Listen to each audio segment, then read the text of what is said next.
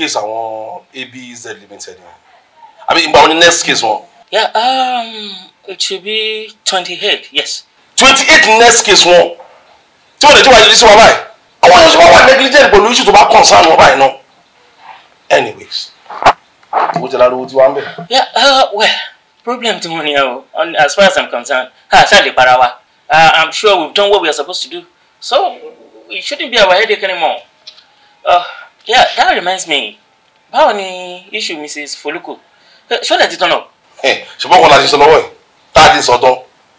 Ṣùgbọ́n náà mo bó ṣe lọ, wọ́n ní expiry date. Time tí wọ́n stipulate no contract oníjọ́ tó máa expire. Ìyẹn la máa dúró dè. I can't be going after people pursuing them up and down for what is beneficial to them, not me. To by the time to expire, we know what to do.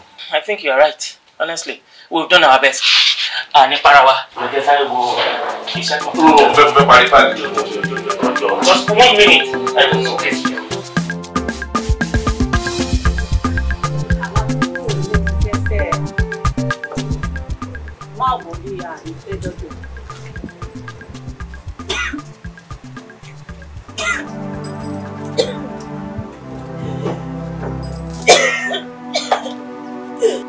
I'm sorry, Mom. I'm sorry, Mom. Sorry. Sorry,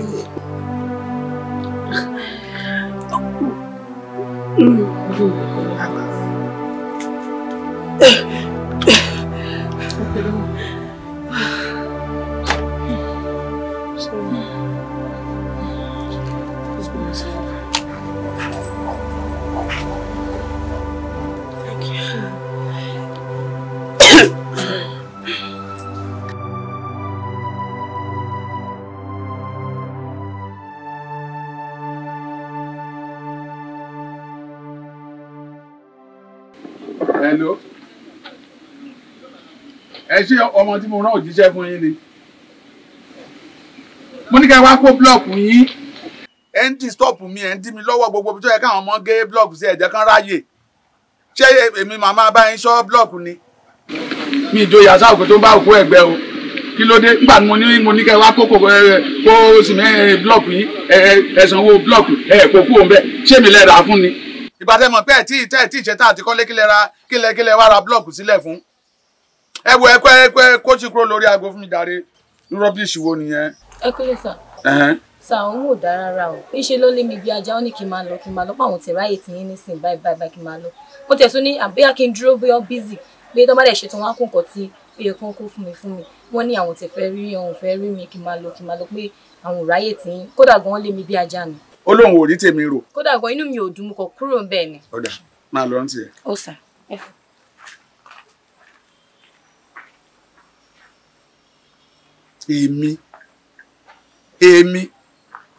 Èmi Lábìrán Mólúkù lóun ò rí tèmi rò. Ẹ gbà mí níjọ́wọ́ sí jọ́wọ́ ìgbà wo náà ní ìgbà wo la dáná tí náà ń jò níwọ̀ tó jẹ́ pé ní nǹkan bí oṣù mélòó sẹ́yìn mo mọ bí ìyá ṣe ń jẹ tó ẹ pé ọ̀dọ̀ mi bí bó bá ti dọ́dọ̀ mi ò tí ì jẹun. Ìwọ Mólúkù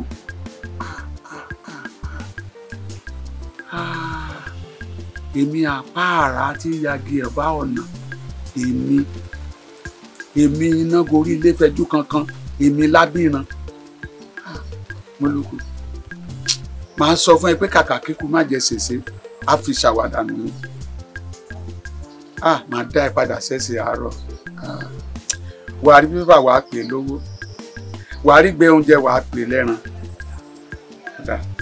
by the time tó bá ṣe tán pẹ̀lú ẹ.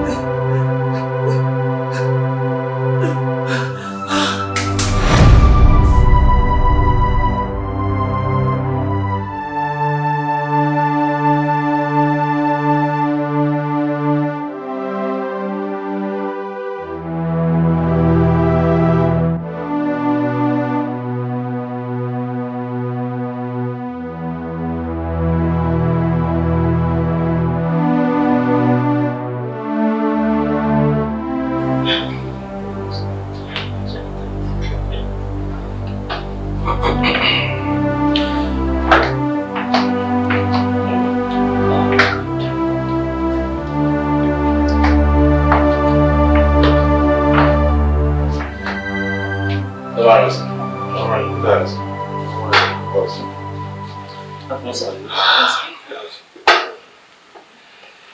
Have a seat. But that's all. Yeah. There might be no way we are to stop rest in there. No. I ain't going to master quick. You might be. Okay, sir. People will keep you waiting. Yeah. Ní orúkọ gbogbo wa bá ṣe wá bí àti ilé iṣẹ́ wa náà wá fẹ́ kí yín pé àpò àṣẹyìndì olóògùn. Ìyẹn mà ti kọjá. Ẹ̀sẹ̀ ọlọ́run adé pé tó jìnnà sí àwọn. Àmín. Please accept our condolences. Yeah. I have. I bet digest. This might interest you, sir. About go through it.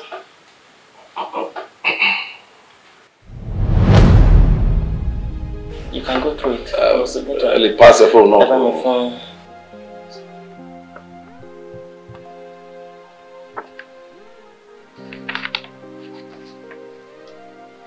Signature, Daluwa. This is my signature.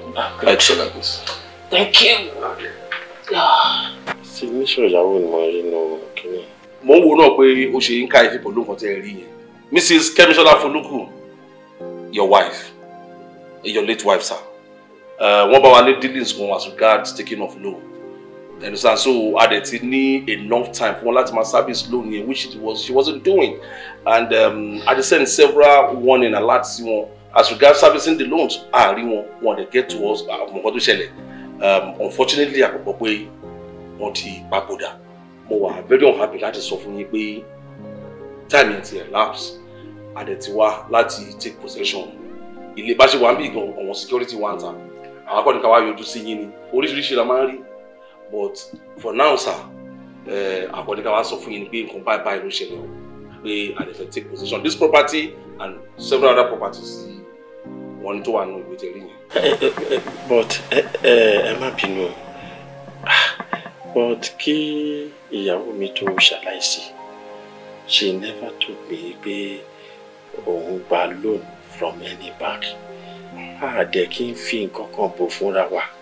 So maybe there's a mix-up somewhere. In fact, kò sí mistake kankan. Gbogbo document ilẹ̀ ṣe rí. That is to show you that the possession of this place and other properties will be taken. Okay? And Sherry, ẹni tó jókòó sẹ́gbẹ̀ yín, ó ní guarantor, madam. Ẹ jọ̀ọ́, máa tó jókòó sẹ́gbẹ̀ mi. Mi ò rí wọn rí. This is the first time tí màá rí wọn. Ẹ lè máa mọ ojú mi. Ṣùgbọ́n kò sí nǹkan tí ìyàwó yín fẹ́ ṣe pátápátá tí mi kì í mọ̀ sí. Gbogbo wọn ṣe lọ gba loan àti wọn ṣe invest with business tó collapse. Kò sí tí mi ò mọ̀ pẹ́. Ọgbà tó dẹ̀ ti di pé àwọn bank tí wọ́n ní business pẹ̀lú tó ti ń pè wọ́n tí wọ́n ń text message tí wọ́n ń disturb ní pé kí wọ́n service loan. Mo ti sọ fún wọn, mo pè madam on several cases ní pé service loans yẹn má jẹ́ kó di wàhálà sọ pé mo do as guarantor. But very unfortunate tí madam ma fi lọ wọn lè service loan yẹn. Ṣé mo nǹkan tí èmi bá dẹ̀ jẹ́ ẹ̀mí ò lè sàn ìdí tẹ́ fẹ́ wọn nígbà yẹn.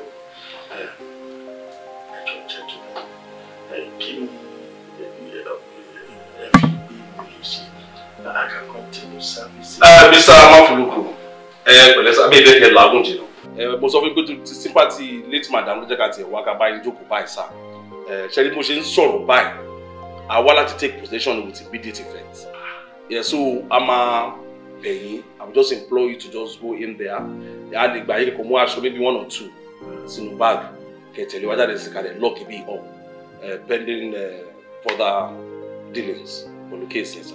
Ṣẹ́rí tán bá rán ni níṣẹ́ ẹrú mo believe pé ó yẹ kí ẹ fi tọmọ jẹ. Ẹ ṣe mọ̀ pé mi ò mọ̀ nípa gbogbo kíní and ìyàwó mi ò ever jẹ́ kí n mọ̀ pé òun gba loan. Bóyá ká pé òun tó wà ní sàn yẹn bí wọ́n No. Ok, máa mú nǹkan tí bàbá mú. Ẹ jọ aláwọ̀ kí n fẹ́ tọ́lẹ̀tì. Ẹ lọ sókè ẹ lè tọ́lẹ̀ ẹ kọ́ lọ sókè wá.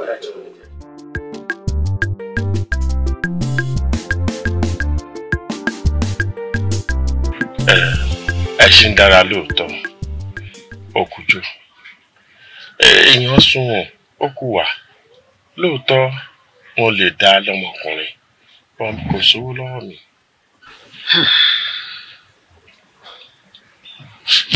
Olùkọ́ oníkálukú pẹ̀lú àwọn ọmọ tiẹ̀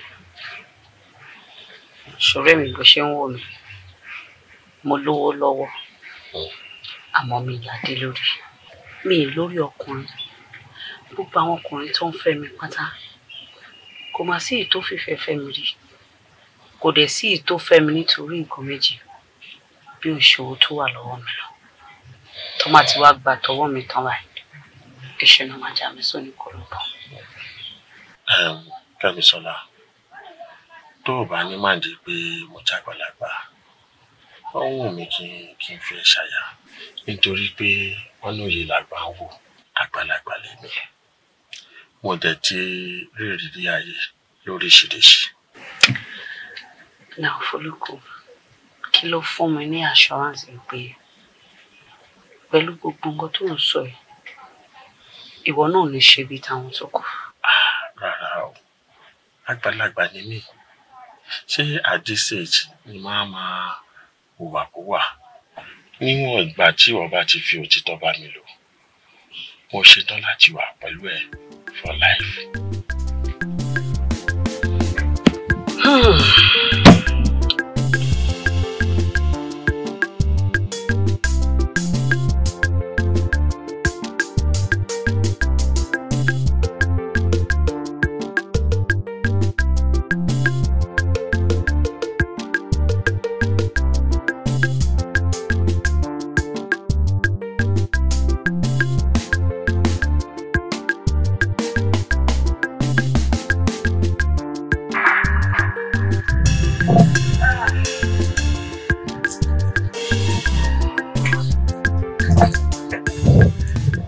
Mo máa jà ẹ̀sìn látàrọ̀ tàbí ń bọ̀.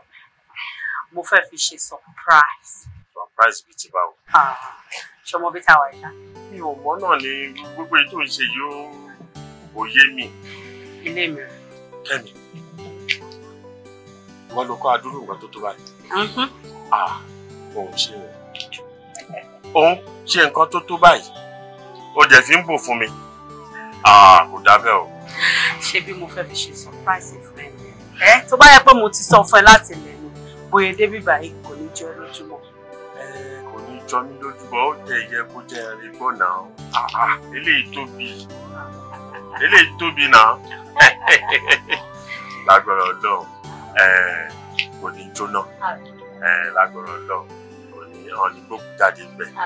Kò wá tán síbẹ̀ o. Mr. Folúkù ó tún ṣe kò surprise ilẹ̀ kan tí. Ìyẹn wá surprise òun tí. Guess. Pátápátá bóyá o tún ti lárú ilé ìmọ̀bì kan. Tó o tiẹ̀ lè guess o ní idea rárá. Bóyá àjẹ máa kó wọlé léni. Ìbéèrè náà kó wọ. A ti kó dé already. Mr. Folúkù, congratulations. Congratulations. Okay, ti lé. No, ti lé kọ́. Mo expect ọmọ. Kẹ́misọ́lá, o ti lóyún fún mi. Yes.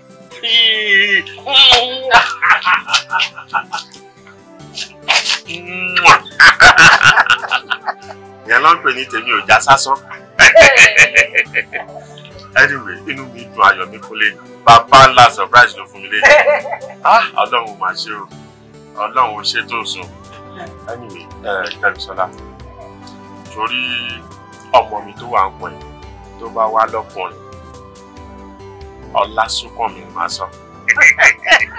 Tó bá wá jẹ́ pé obìnrin ni, màá sọ ní Olúwaṣọpẹ́ nítorí tèmi tọpẹ́. Kò sí wàhálà, kò sí tí o ṣọmọ lu méjì tó ṣàfihàn aláìní. Olúwa ó ṣe wọ́n.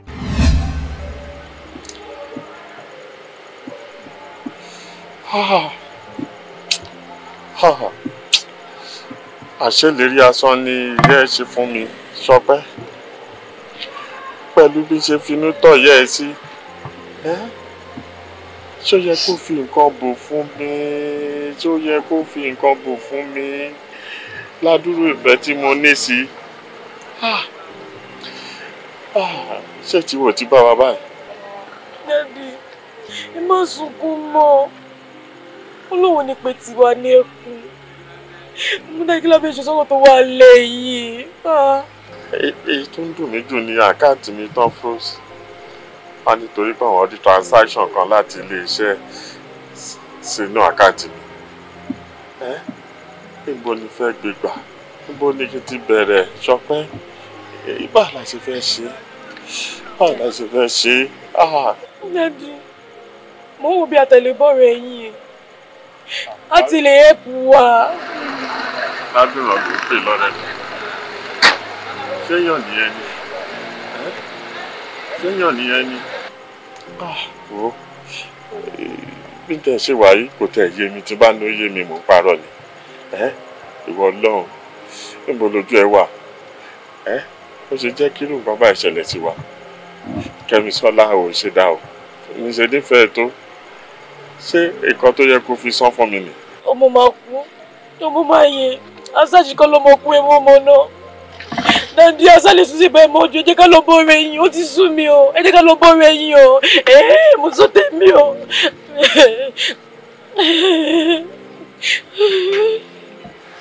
It's okay.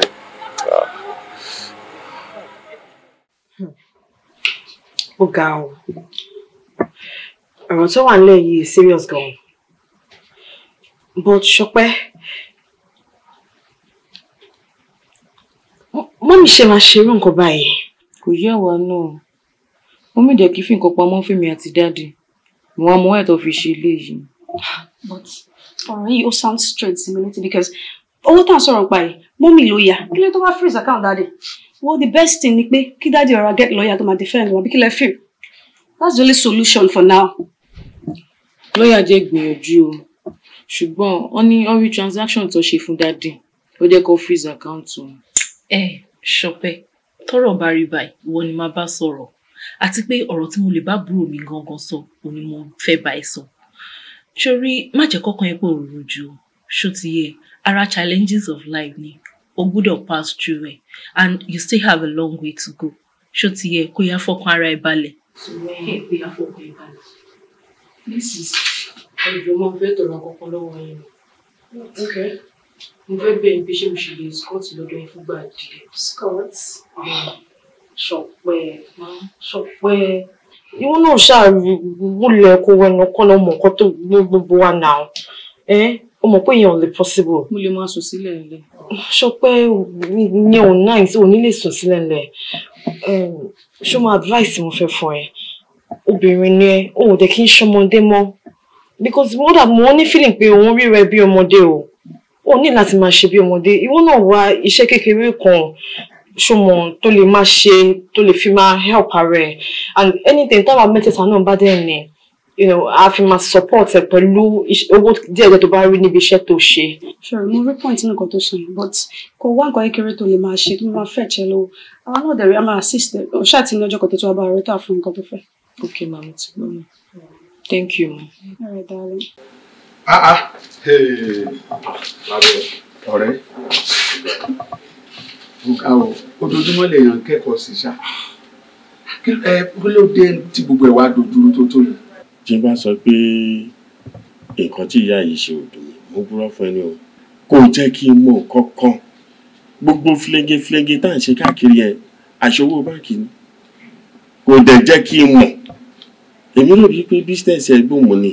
Kò jẹ́ kí n mọ̀ yí pé owó báńkì lánàá. Ìgbà tó kú tán báyìí bí ṣe rí wọn nìyẹn. Wọ́n gbẹ́sẹ̀ dé everything. Wọ́n tẹ̀ ń bẹ̀ wọ́n pé kọ́ tẹ̀ jẹ́ kó àwọn nǹkan díẹ̀díẹ̀ tèmi náà àti aṣọ kéékèèké kan wọ́n lọ́ọ̀kì ẹ̀ ní tọ́ǹtì mi gbọ̀ngbọ̀n. Wo tẹ̀ jẹ́ ká gbàgbé yẹn. Nǹkan tí wọ́n rí ẹ fún ni bí ṣe máa ríṣẹ́.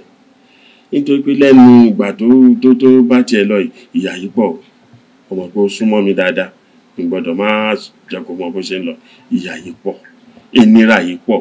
Bọ̀ mo mọ̀ pé tó bá mi wáṣẹ́ àbí mo ríṣẹ́ á tẹ̀ dínkù. Ọmọ tó wà lọ́wọ́ mi tí mò ń tọ́ Ṣọpẹ́. Olúkù, máa bá ẹ sọ èyí tí jẹ́ òótọ́ ọ̀rọ̀. Ìwọ ló fi àjẹrà ẹ o. Yes. Lọ́nà wo bá wo? ṣé ńgbà tí ìyàwó ẹ tó máa mú ọ̀rọ̀ òṣòwò ìwọlé ṣó sọ fún mi ìka kan òwò ẹ̀ ń di ńgbà tá à ń sọ yìí ṣé ńgbà tó wo dé ṣé ìwọ rẹ̀ náà ọ̀nà mi yà sí ṣó wálé mi. mo bísí ni. ìwọ bísí bísí padà náà ó ṣe bísí padà ń sìn kí ló ń wá lé mi ó yẹ kó bísí ni wo jẹ́ ń sọ fún ẹ ọ̀rọ̀ tí mo fẹ́ sọ ẹ tí mi bá sọ fún ẹ á máa bí mi inú sí ẹ bẹ́ẹ̀ ni. ṣé à ń jà ti tẹ́lẹ̀ ni. ìgbà tí gbogbo ẹ ń ṣe yùmùyùmù ìwọ àti ìyàwó ẹ àìmọye ìbàlẹ̀ kọjá lára mi ìdúró tí ǹjẹ́ ìdúró kẹ́ gbé mi. ìgbà tó yẹ ti wá rí báyìí àánú ẹ ni mo wá tọrọ. ìgbà bó ṣe ń jẹ fùkù ló ń jẹ àmọ́ kò sóríkèéríkèé ara ẹran tó mọ̀. ṣé òun bá wa kọ́ ni. ìwọ ọmọ tó fojú mi rí sẹ́yìn ni àìmọye bí tẹ́lẹ̀ ti ta mi tẹ́ta omi rẹ̀ sí mi lára ṣé mo sọ̀rọ̀ ni. kí ni mo gbé kílò ń jù yìí. ọlọ́run wá ṣe ń sìn ọlọ́run wá fi rìbáàsì sọ̀rọ̀ ẹ̀ àgbàlá gbówó lọ́mọ yín lọ́wọ́ ni àbó mọ̀ àwítánṣe wá wá síwájú mi olóhùn wáṣẹ́ mo dá lè ṣẹlẹ̀ ni ebi ibi ìjẹkújẹ náà lẹ̀kẹ́ ìdírí gúdugùdu yìí láì ṣe pé oyin ta ẹ́. mi ò mọ̀ wí pé ọ̀rẹ́ mi ni ẹ mi ò ṣáà tí ì kọjá àyè mi ti bá bẹ̀. wo ó níbi tá a bá dé yìí mi sọ pé mi ràn ẹ́ lọ́wọ́ ṣùgbọ́n at my convenient time má ní mi lára o ìwọ lọ́wọ́ ìyọ ọwọ́ ẹni kíní mi wà máa fún. kíní mi wà lọ́wọ́ ẹ. mo lè fọ́ kí ló mi wọ̀kàrà dáadáa yìí. yes.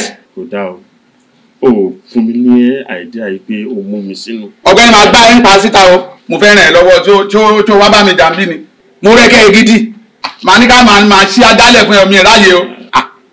nínú ilé ọ̀rẹ́. folúkú òun kọjá yìí o. mo kí ló máa ń pọ̀ nígbà ẹ̀gàn ló máa ń pọ̀ àti lọ́tàwọ̀ tàbí ní kẹfún wa lóúnjẹ ọkọ̀ wọn bíbá yìí. ṣé tí wọ́n dàgbà létí ní lọ́tàwọ̀ tàbí ọmọ gbogbo jẹ́ ọmọ wa.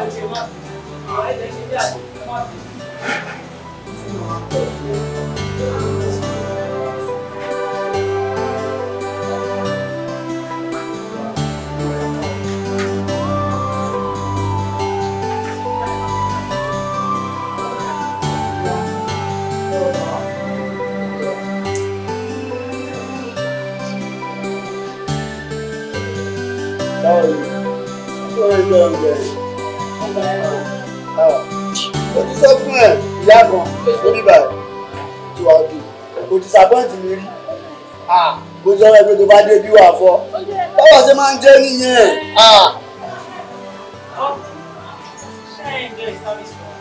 Madam ìbá mo gbé méjì wá yìí mo ti sọ wípé tó bá dé bí báyìí ìyá kan kò gbé méjì gbogbo àdúgbò yìí a ti máa ń jẹ́ látàrí alápẹ̀rẹ̀ tipẹ́tipẹ́. ẹ ṣe ọlọ́run ọkùnrin àǹtí ṣáìnà ẹ̀jọ̀. oúnjẹ tó ń ná ẹ̀jọ̀ mo gbádùn ẹ̀. ẹ bá mi máa tọ́jú ọkùnrin dáadáa o. ọ̀rẹ́ bébì mi ni wọ́n. ẹgbẹ́ ìbílẹ̀ kó má tọ́jú mi obìnrin gbọ̀ngà ìmí ni màá dúpẹ́ wá bíbá yìí tó bá yọ̀dá. ẹ̀yin náà ní fẹ́ ṣe bẹ́ẹ̀ obìnrin ni wà àwọn méjèèjì tóbi ń lè máa sọ̀pọ̀tì obìnrin ẹgbẹ́ mi ẹ má tún àyẹ̀ o káwọn fi wá bí o ẹ ṣe.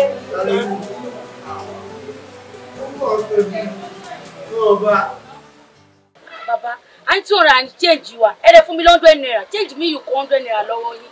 Báwo lẹ̀yin ọmọdé ṣe ń ṣe báyìí? Gbogbo èèyàn mọ̀ yìí pé £200 ló ń gbé láti Ṣápátì mẹ́ẹ̀ dé estate mi. £200 ló ń gbé èèyàn kọ̀ọ̀kan. £400 lówó yín.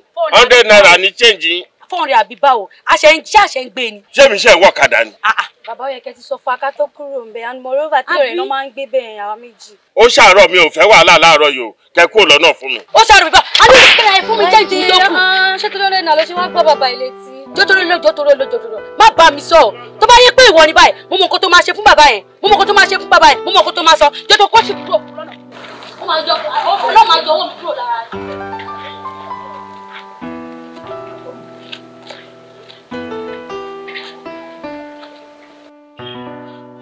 Nítorí £100 ó gbá mi létí.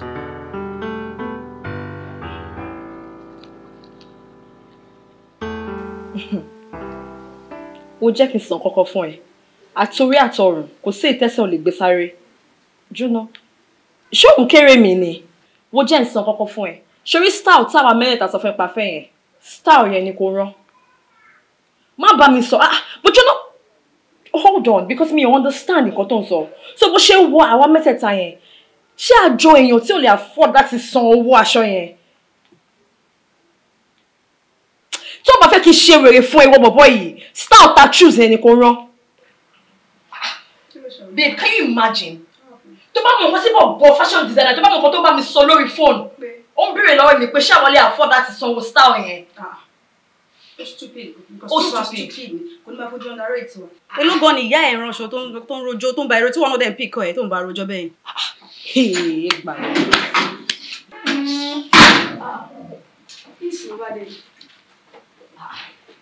Faith, kí ló ṣẹlẹ̀? Ṣé wà tí àwọn èèyàn kan jàǹtà ni? Ṣé wọlé òde tí gbogbo ìfẹ́ tí ìbọlẹ̀ kí ló ṣẹlẹ̀? Kí ni ò ṣẹlẹ̀? Ṣé kò tó ń torí? Kí ló dé tá à ń bára wa rìn ká má lè bára sòótọ́ ọ̀rọ̀? Kí ló ṣẹlẹ̀ náà? Ẹ̀yin èèyàn yín ẹ dá o. Ṣọpẹ́ bí Ṣọpẹ́ ṣe wọ̀nyí ká má lè help ẹ̀.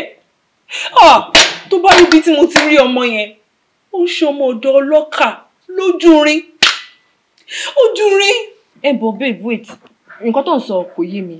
Ṣé Ṣọpẹ́ ló pè ẹ́ jókòó tó sọ fún ẹ pé ìyá ń jẹun ni because mi get it.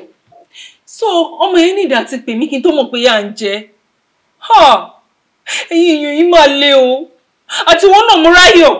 Wọ́n dẹ̀ ní ó lọ́ọ̀rọ̀ ọmọ yẹn aṣọ owó epo ní ẹ́.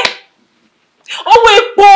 Jóná, so nítorí ọ̀rọ̀ Ṣọpẹ́ ni wọ́n ṣe kó action àti effect ó wá kó bá wa méjèèjì nínú ilé. Ṣebí lọ́jọ́ kìíní àná ọmọ yẹn jókòó síbí báyìí. Ìwọ yìí tó jókòó yìí ó jókòó síbí báyìí. Tí gbogbo wa tá à ń sọ fún ọmọ yẹn pé kó lọ wá ṣẹ́ṣe. Èmi yìí in particular mo sọ fún ọmọ yìí mo ní pé kó lọ wá iṣẹ́ bó ṣe jẹ́ iṣẹ́ kékeré kan àlè sọ̀rọ̀ kọ́bọ̀ a máa gbàbẹ̀ wọlé then àwọn mẹ́tẹ̀ẹ̀ta á dẹ̀ máa support ẹ̀ pẹ̀lú nǹkan tá a bá ní. Ọmọ yẹn wá Ọlọ́run wá gbàdúrà ọmọ yẹn wá ríṣẹ́ sí ọ̀dọ̀ ọlọ́kà ó wá ń ru àmàlà ọmọ ọlọ́mọ ó mú hustling ẹ̀ ó activate hustling model ìwọ wá sọ pé ìyá ń jẹ ọmọ yìí. Babe, ó hustle ni yes hustling lọ pé ọmọ yẹn ó ṣe kí ni ó activate hustling model yes ó activate hustling model ni àwọn náà ṣáà hustle let the girl be let her hustle jẹ́ kó kọ àmàlà dáadáa kó mọ bó ṣe rí lára let her hustle. má stress ààrẹ rárá. ṣáà làbí Ṣọpẹ́ ni àbí the little ta ni aṣáà ń fún tó bá bá wa a máa fún jọ kí wàá ní nǹkan tó special pé ó ń ru àmàlà lójú rin kò ṣáà ṣe inú rin tó gbóná so kí nìkan tó special bẹ́ẹ̀ pé mo ń ṣiṣẹ́. Ṣé bí irú iṣẹ́ yẹn lọ́wọ́ ń sọ? Fẹ́ẹ̀tì mi like nǹkan tó ń sọ o mi ò like ẹ̀ rárá ọmọ yẹn ó activate hustling mode ẹ̀ ó ń kọ àmàlà wọ́n ṣébi tó bá dé pé àmàlà lọ́mọ yìí máa kọ tó máa fi ṣoríire fọmọ yìí sílẹ̀ o ó hustle ni o àwọn náà ṣọ àṣà hustle àbí kí ló dé mi ò like ẹ o. Fashion designer kò pẹ́ tó pè ló wọlé yẹn o tó kó action dé. Ó catch working ó jẹ́ kó èdè pé kó máa rọ̀ fún ẹ. Ó jẹ́ máa fún ẹ láì bá tension lórí ọ̀rọ̀ ọmọ lọ́mọ.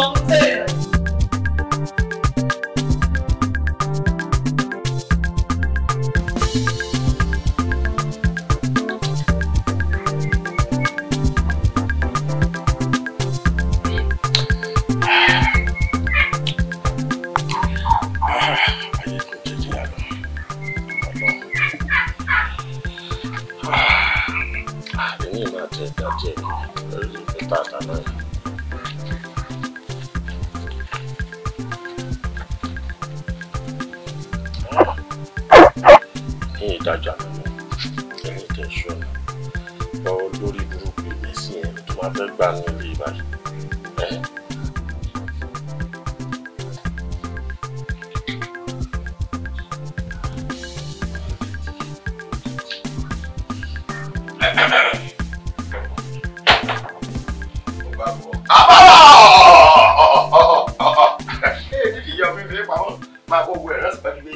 máa kò sí ìwé máa kó pé máa ṣàkáǹtì rẹ̀ lọ́kọ́ ìka máa wẹ̀ ó ti dá bọ́ sí nítorí ọ̀nà mọ̀rọ̀ kí rèé mí kìrẹ́ dẹ́dẹ́. ayé lọ́mú tẹ́lẹ̀ yóò rí kí ni gbóná ọ̀nìyàn burúkú ní ọ̀rẹ́ ẹ jáde o gbẹgbẹrẹ ọ̀jẹ̀jẹ̀ láti ọ̀daràn ọ̀jẹ̀jẹ̀ láti rùdórí ìwé mẹ́tọ́ sọ pé ẹgbẹ̀rún gbowó pẹ̀lú àti orí ìwọ jẹun láti ìrù abáyọ ọyàn ọtí nílá rírí. ṣùgbọ́n ǹgbọ́n ti bẹ̀rẹ̀ ẹja láti ìrù náà ọyẹ ló mọ̀ gbọ́ ti dọ́là ọ̀ kọ́ mi báyọ̀ wá tó ọdún kú mọ́ yá bọ̀ sí níbi pé ó mi sọ̀kọ́. nítorí pé kí sọ̀kọ́ tó bá máa gbágiri àlọ́ bẹ́ẹ̀ pẹ̀lú tí mo bá gbẹ́gbẹ́ kọ́ mi mo rẹ́dẹ́dẹ́ ṣé ń kọ́ ọmọ rẹ̀ kọ́ ọdún méjọ́. mo yọ ọ lówó jẹjẹlé àjẹjẹlé ọ̀sán mo tún ṣàánú rẹ̀ mo gbọ́dọ̀ dà kó ọ ọtún sánà o àbí ọmọ ẹ ń dìlíbà. ẹ ò ní bínú ni sórí machine tó gbé fún mi yẹn bàbá olórí burúkú machine bó ṣe ń da bí clutch ṣe ń daṣẹ́lẹ̀ ni bírèkì náà ń fail mi ò tẹ mọ mo gbogbo owó tí mò ń pa orí ẹ ni mò ń lọ sí. ọ̀kadà tèmi èso hàn ọyẹ́ mò ń láǹdì original. nítorí pé ní Sunday. ní Sunday pẹ̀lú ògì kóró kó pírẹ́mù ọ̀kadà tèmi ìdá ayé rẹ̀ ní sùn ọ̀. ọ̀jẹ̀ mi lọ fún mi lọ mo ṣe mi lọ yé mo kó lápò kékeré ni o máa gbé ọ̀kadà ń bẹ̀ máa mọ òkèrè lọ. ẹ̀rọ má ṣe pé ìyẹn sẹ́ẹ̀fẹ̀ rọrùn. ọ̀kadà lọ́jọ́. ẹ̀gbọ́n ni mo gbé lọ. mo ti gbé yé lọ. o máa tú mi láṣìírí síta ni. ọmọ bẹ́ẹ̀ rẹ̀. o lè gbógi má gbọ́kadà lọ. sọ̀rọ̀ lágbáyé rẹ̀. bẹ́ẹ̀ ni láyé rẹ̀. ọ̀gá kí n fi ògì gbọ́kadà.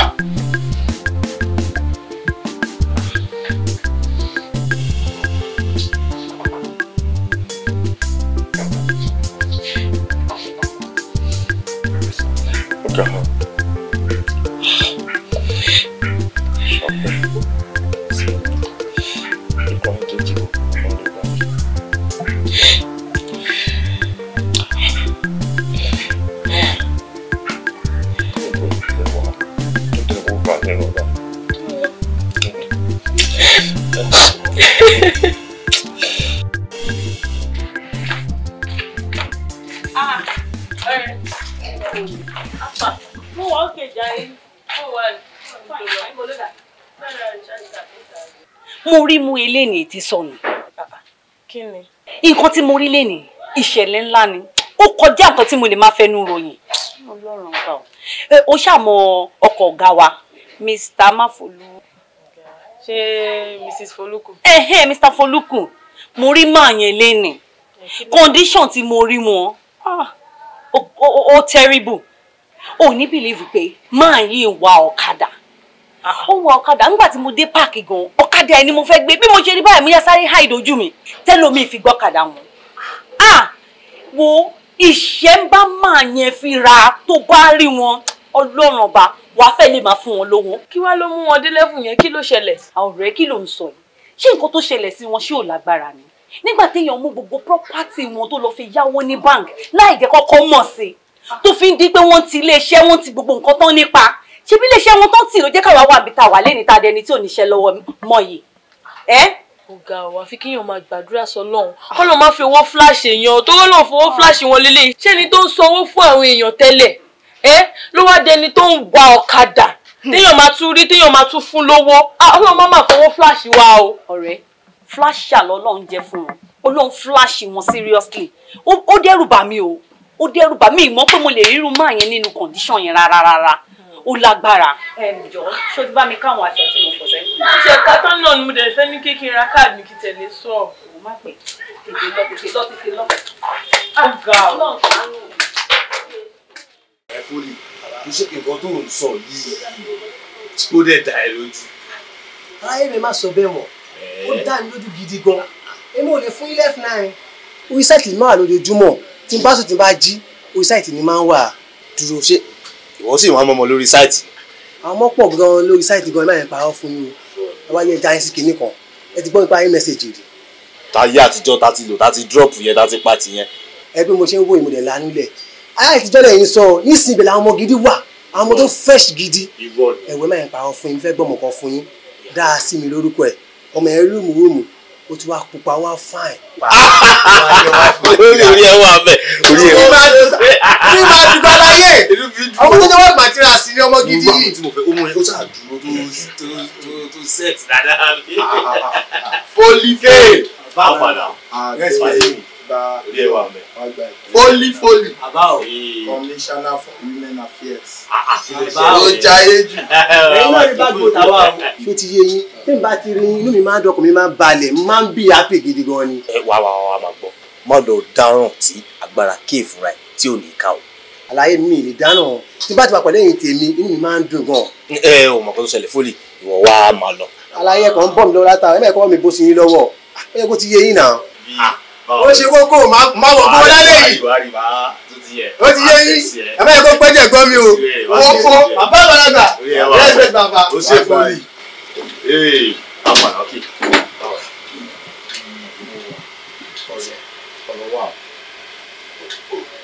At this point, mo feel pé o need láti ṣọ́ra fún ọ̀bọ ẹ̀. Wá kí èmi ò lè sinmi. Mo ní àwọn tó set yẹ ọmọ bí Foley ṣe jẹ́ náà. Má jẹ́ kí bọ́bọ́ ẹ̀ báyìí láyé jẹ́ o. Okay, mo ti gbọ́. Màá yí ilẹ̀ díẹ̀. Kò sí wèrè. Àfà báwo ni? Ó ti mú bí lọ́wọ́ yín kọ́. Kẹ́ni, owó ti mú.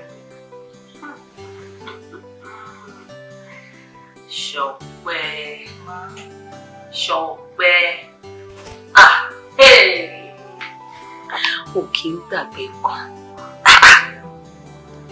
Tó bá ti béèrè nǹkan lọ́wọ́ èèyàn báyìí, tó ti pẹ́ o, téèyàn ti máa fi pé bóyá o ti gbàgbé, wàá kàn rọra béèrè padà wẹ́rẹ́. Mo mọ nǹkan tí mo béèrè lọ́wọ́ yín kọ́ owó.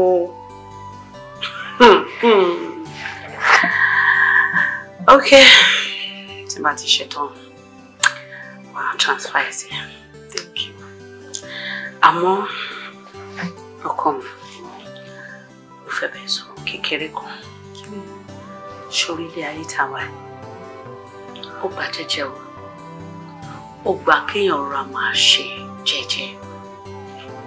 Àti pé gbogbo nǹkan tó wù kéèyàn ní nílé ayé, ìwà lẹwà ọmọ ènìyàn. Ó ṣe kókó kéèyàn níwà gidi. Ìwà rere ó ń lẹ̀ṣọ́ èèyàn. Sórí tí obìnrin bá rẹwà, kó jẹ́ pé òun ni arẹwà tó dáa jù ní gbogbo àgbáyé. Tí ò bá níwà gidi lọ́wọ́, ó máa kàwọ́ káàkiri. Kéèyàn ní gbogbo ọrọ̀ ilé ayé, kó ní owó gidi lọ́wọ́. Tí ò bá máa níwà gidi, àwọn èèyàn ní ṣàpọ́nlé ẹ̀. Lẹ́yìn ọ̀pọ̀ ibi kí ni tó rò kó wà nílẹ̀. Mo fẹ́ kó wá ṣe dáadáa. Kó dẹ̀ máa wọ bára ẹ ní gbogbo ìgbà. Ó máa rántí ọmọ ẹni tó ń ṣe ní gbogbo ìgbà. Gbogbo ibi tó bá ń wà ní ayé, gbogbo ibi tó bá ń dé, máa ní ìwà gidi. Máa hùwà gidi sáwọn èèyàn, máa ṣe dáadáa sáwọn èèyàn. Má hùwà burú, má ní ọmọlàkejì ẹ̀ sínú. Má lára ọmọlàkejì ẹ̀, má bọ ọmọlàkejì ẹ̀ jẹ́, pàápàá jùlọ nílé ẹ̀kọ́ ẹ̀. Má kẹ́gbẹ́kẹ́gbẹ́ o, ṣàánú mi o. Ó ṣáà mọ̀ pé púpọ̀ ní lọ́wọ́ wa. Jọ torí Ọlọ́run, ìwé ta ní kó lọ kà yẹn báyìí, òun kò gbájúmọ́. Sórí gbogbo nǹkan tó bá ti nídìí, bó ṣáà máa bí mi. Tó bá bí dáàdì ẹ̀ tí wọ́n bá fún ẹ, padà wá bí mi máa fún ẹ sí. Ṣó ti gbọ́? Má bá wọn kẹ́gbẹ́kẹ́gbẹ́ o. Ṣó ti gbọ́ kọ́? Mo wá ń gbà ládùúrà. Gẹ́gẹ́ bí mo ṣe máa ń gbà ládùúrà lójoojúmọ́, ó ní kó ti ẹ̀jọ́ nínú àánú ẹ̀. Ó kàn ra fún mi lẹ́rìí gígùn díẹ̀ sí kí n lè fi ṣìkẹ́, kí n fi tọ́jú ẹ̀, kí n fi bà ẹ́ jẹ́ dáadáa. Ọkọ mi. Thank you, ma. Ikú kankan ò ní pa yín. Èmi náà wá ń ṣèlérí fún yín pé mi ni yọ ọmọ burúkú. Ìjẹ́ máa fèsì ẹ̀kọ́ mi. That's my friend. Ó máa ṣe o. Mami. Tàbí kí ó kì í. Ọmọdé pìtù fún ṣe rẹ̀. Mo lọ sọ fún mi pé ṣe kéré jìnnà sí ọdún jẹ́. Wípé ìbànújẹ́ kọ̀ọ̀kan tún jẹ́ tèmi mọ́. Lídẹ̀ gbàgbé lébi tẹ̀ ṣe fún mi, màámi. Ọ̀nà máa tẹ̀lé mi ní ibùdó ayọ̀. Kí ló ti ṣòro wá fi ìjọba nínú ayé wa? Màámi, please. Mommy, please, oh my dad. Daddy, go to the jaga buruku na go see. Mommy, please.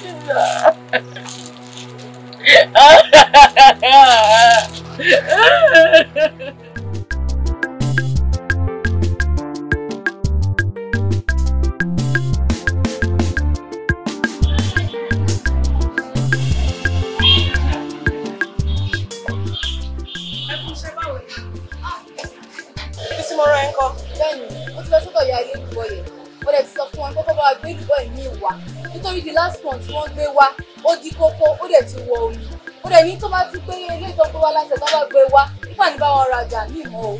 Ṣé àdá fún ìwọ ńkọ́? Mo lọ sọ́dọ̀ bọ̀dà mú káìlà ẹlẹ́rìn mi ò bá wọn bẹ̀ mo rán ìbejì wọn sí wọn. Wọ́n wá ní wọ́n máa gbẹ́ran wá láàárọ̀. Kódà ó yá ẹ ṣe àwọn kọ́sítọ́mà wà nílé dáhùn. Ibi tí mo rán ẹ lọ́kọ́ ibẹ̀ náà mo fẹ́ lọ mà. Bọ̀ mo ní kí sọ fún yín pé bọ̀dà tó wọṣọ black tọ́jú orí èèyàn síwájú. Oúnjẹ tó jẹ wọ́n ti tó wọ́n ti lọ máa fún yín mà. Ọ̀dà ó yá tètè lọ sí láti mọ̀ rẹ̀. Má pẹ́ o fún mi yẹn sọ fún ẹ̀yẹ. Ó yá báwo ni ṣé ti rí ọ̀rá rẹ̀?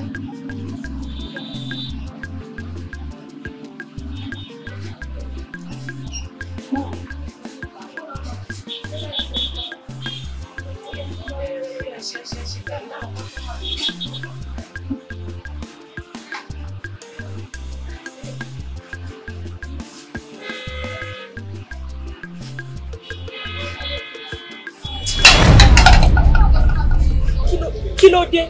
Ṣó fẹ́ bá ṣe jẹ́ ẹ má bínú ọ láti mò ń jẹ lọ́wọ́ mo rí bẹ́ẹ̀ ṣe ń ọmọ yẹn ẹ máa tẹ̀kẹ̀ yìí sí pẹ̀lú àwọn ọmọdé yìí because táwọn èèyàn bá ń kọjá lọ sùn bẹ́ẹ̀ ṣe ń nà wọ́n yẹn máa wọ pé ṣé ẹ lè treat àwọn ọmọ tẹ bí inú fúnra yín bẹ́ẹ̀. Tó bá jẹ́ àwọn ọmọ mi ni wọn lè run ṣọ́ọ̀bù mi fún mi wọn lè jẹ ṣọ́ọ̀bù rùn torówó ni mo fi ṣí irú ẹjọ́ wo lẹ wá ń dá fún mi. Bọ́mà tó bá jẹ́ pé ẹ̀yin lẹ ṣe mistake lẹ da nǹkan inú kí lẹ máa ṣe fúnra yín. Mo lè dànù lọ́wọ́ mi torí pé mi kì í ṣarungún mi lè gbàdúrà pé kì í ṣe adúrú ṣọ́ọ̀bù yìí kó bàjẹ́ ṣe arámọ tẹ́ ń wò yìí arungún ọmọ mo òṣì ni mo ti sọ fún kó lọ mi mọ̀kàn tó ń dúró ṣe ojoojúmọ́ ló ń da nǹkan mi nù ló ń fọ́ nǹkan mi ṣé kó jẹ ṣọ́ọ̀bù run fún mi ni. With due respect ma bí èlò ni ó jẹ tó dànù. eléyìí tó dànù ibi 800 naira ni àwọn tó dẹ̀ ti ń fọ́ tẹ́lẹ̀tẹ́lẹ̀ náà tó ti ń dànù náà ti bá calculate gbogbo ẹ̀ báyìí bí 10,000. Bí 10,000 àbí. Bẹ́ẹ̀ ni.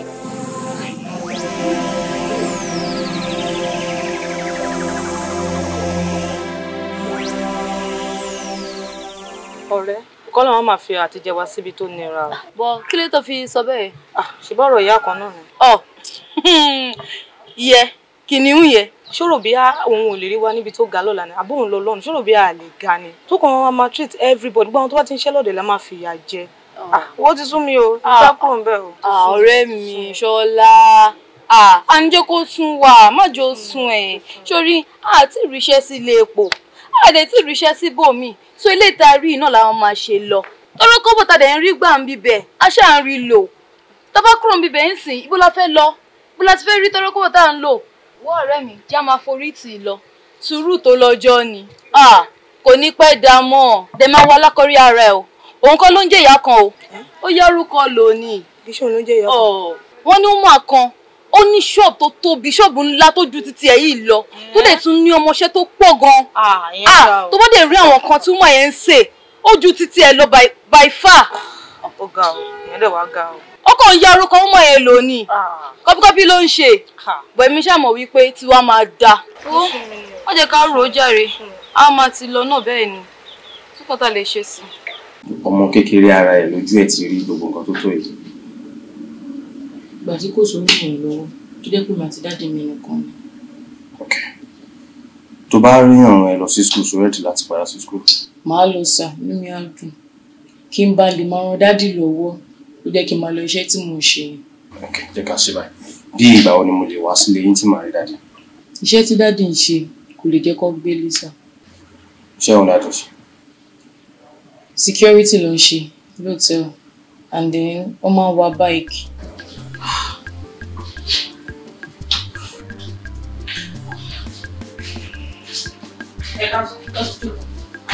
Ọkọ lẹ́bàá mo ti rẹ́dì láti máa lọ sọ́jà. Ẹ ti kọ mo ti kọ list ẹ̀ lọ. bí èrò wa lè lè máa jẹ́ báyìí. Total sum 11,500. Kàtà sọ pé 12k àbí. Bẹ́ẹ̀. Okay, ẹ gbà. Màá transfer ẹ̀ sí àkáǹtì yín. Ẹ máa rí kẹ́ tó débẹ̀. Okay. Ẹ má pẹ́ o. Alright. Ó gbé dáhùn. So, we need security láti ọ̀gá ní láti. Ṣé ìrìn tí wàá pọ̀ jù fún ọjà?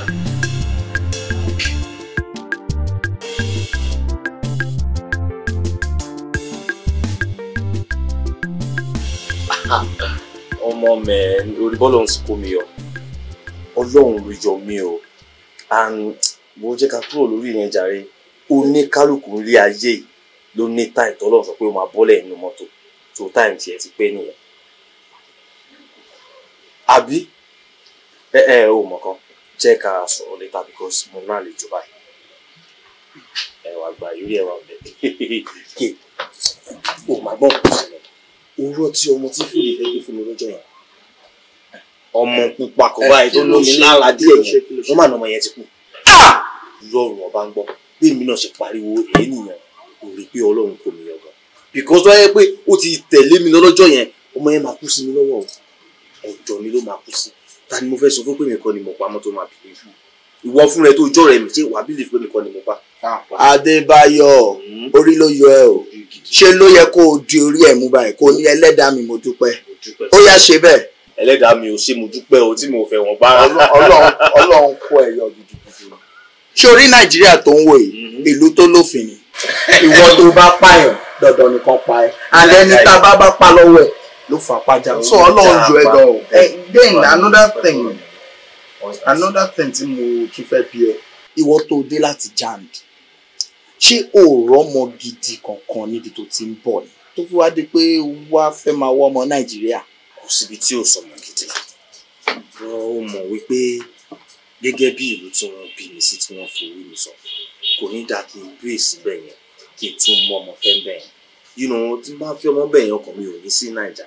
Tí mo bá fi ọmọ Nàìjíríà yìí máa mọ̀ pé èèyàn kan wà Nàìjíríà tí mo fẹ́ lọ bá. Àti pé lọ́hùn yẹn gbogbo ẹ̀ náà depend lórí ibi tó bá jẹ́ sí àwọn tó ń bá rìn and all those. Ibo ni mò ń jẹ́ sí? Ṣé kò yẹ kí èèyàn rọ́mọ káàkiri? Tẹ́ ọ bá ṣe lè báyìí kí èèyàn rọ́mọ gidi. Èmi ò mọ tíjọ. Ìwọ tó jọ́ rẹ̀ mi tó bá wọ́ ọmọ gidi fún mi ṣé ẹ̀ṣẹ̀ wà ń bẹ̀. Débáyọ̀ mọ̀tí. Ọ̀fọ̀ ni. Ìbọn kílé tó rẹ̀ rìn sí. Mo ń sọ̀kan tó dùn mí fún ẹ ó dẹ mẹ́rin orin. Kílé tó ń ṣe báyìí. Dọ́lápọ̀, sọ̀rọ̀ ò tẹ́rìn ni. Mo níbi dé mi sọ mi ti CBS sí. Wọ́n ní kò sáyé mọ́. Wọ́n ní ìdí ẹni wọ́n ní ìdí èèyàn mọ́ bẹ́ẹ̀. So tí ẹ dúró ná. Kí ni problem ẹ? Mo ní kó ṣiṣẹ́ kó fi ọwọ́ ara ẹ ṣiṣẹ́ ṣe business. Má máa sọ mi ti CV kiri yé rìn kiri yé wáṣẹ́ kiri. Kí ló ń ṣe ẹ́ ná? Dúró ná. Ṣé láti ìgbà tá ti kúrò bí tá ti ń ṣiṣẹ́ tẹ́lẹ̀? Ṣé bí pa mí ni? Ṣé bí business à ń ta báàgì à ń ta bàtà à ń taṣọ ilé mi náà ń bá kiri? Kékeré mo dẹ̀ ti bẹ̀rẹ̀ ó ti di ńlá mọ́ mi lọ́wọ́. Ọ̀rẹ́, stop láti máa wáṣẹ́. Stop láti máa rìn kiri from one office to another. Stop it. Fọwọ́ ẹ̀ bẹ̀rẹ̀ iṣẹ́. Àwọn àgbàlagbà ní pé àtẹ́lẹ̀ ọwọ́ ẹni kì í tán ní jẹ. Fọwọ́ ẹ̀ ṣiṣẹ́ náà ó ṣiṣẹ́ ṣe business fúnra ẹ̀. Kò dá wà. Ṣé yẹ kó mọ̀ mí kó tún máa ṣe mí? Ó ní kí n ṣe business kí n bẹ̀rẹ̀ business kí n ṣe gbá kí n ṣá. Ibo mo ti fẹ́ rówó jọ nítorí tọ́lọ́run. Ṣé irun orí mi ni mo máa já lọ síbi tí mo ti máa lọ máa ṣe business àbí ìkànnà ọwọ́ mi ni mo máa gé lọ fún wọn bẹ́ẹ̀? Ṣé yẹ kó mọ̀ mí kó tún máa ṣe mí ní kílé tó ń ṣe báyìí? Wọ́n bẹ̀rẹ̀ láti ibì kan àbí o rò pé àwọn tó ní ṣọ́ọ̀bù ńláńlá yẹn ọjà tó wà ní ṣọ́ọ̀bù ọjọ́ kan náà kò síbẹ̀ ni? Àwọn àgbàlagbà ló ní pé èsùn tẹ́rẹ̀ òun ló ń dibú. Ibi kékeré lèèyàn máa ti ń bẹ̀rẹ̀ tó máa fi dín ńlá mọ́yàn lọ́wọ́. Ṣé kò tiẹ̀ sú ẹ ni? Gbogbo àwọn ọ̀gá téèyàn ń lọ káàkiri nǹkan tójú èèyàn rí nínú ọ́fíìsì wọn ẹnu èèyàn lè sọ. Advice tèmi ni fún ẹni wípé kó o bẹ̀rẹ̀ business fi ọwọ́ ẹ ṣiṣẹ́ kó lè mọ nǹkan tó máa achieve láti bẹ̀. Mo ti gbọ́ ọ padà ń ṣiṣẹ́ màá ṣiṣẹ́ kò sí wàhálà bọ́ mi ò lè dá ṣe. Ìwọ náà ràn mí lọ́wọ́ o. Ó mọ kí mi ìnẹ́lò mi wọ nìkan náà ni. Ṣé mo pàjọ wà lẹ́nu ẹ ni? Ọ̀rẹ́ má wọrí tó bá jẹ́ tó nírànlọ́wọ́ yẹn ni mo máa support ẹ financially máa support ẹ. Ibi tí màá tún wá support ẹ dé màá tún mú ẹ débi tó ti máa rajà màá tún máa fi àwọn tó máa tajà fún màá tún máa fi hàn ẹ. So kí ló kù tó ń wá kiri? Ọ̀rọ̀ bùṣe kò sí wàhálà gbà wá ní ká máa bẹ̀rẹ̀ sí ní lọ báyìí. Èmi kọ́ ló yà tó bá ti yáwó ó ti yé mi gbà tó bá ti ná ready mo ti ready. Wọn kan a ní choice àwa ṣáàlà nídìí kọ́ lọ́wọ́ wọn a máa ní láti dúró náà ni ó ti yẹ so that's it. Ó yé mi kó má bàa pẹ́ jù náà ni. Kò sí wàhálà kò sí wàhálà. ó dẹ̀ dùn mí pé dájú ọ̀hún ló bá mi ti máa fi kúrò nígbà yìí bọ́ ṣé bó ti máa ń pẹ́ tán tó dé nìyẹn. rárá o mi mọ wá ìtọ́jú pẹ́ báyìí. tí mo bá sí wọn lè ní ọjọ́ sọ fún wọn pé mo dúró ojú ọ̀nà ọ̀gá ṣe sí